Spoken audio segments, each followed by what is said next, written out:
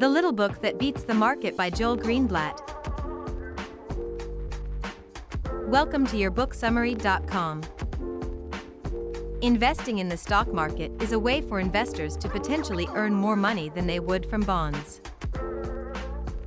When you buy a share of a business, you are essentially buying a piece of that business.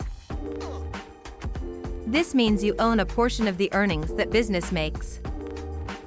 To determine the value of a stock, you need to estimate the business's future earnings. This can be a bit of a guessing game. It's also important to consider that you can earn guaranteed returns from government bonds.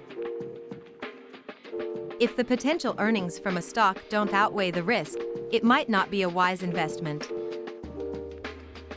Ultimately, whether or not a stock is worth investing in depends on your feelings about risk.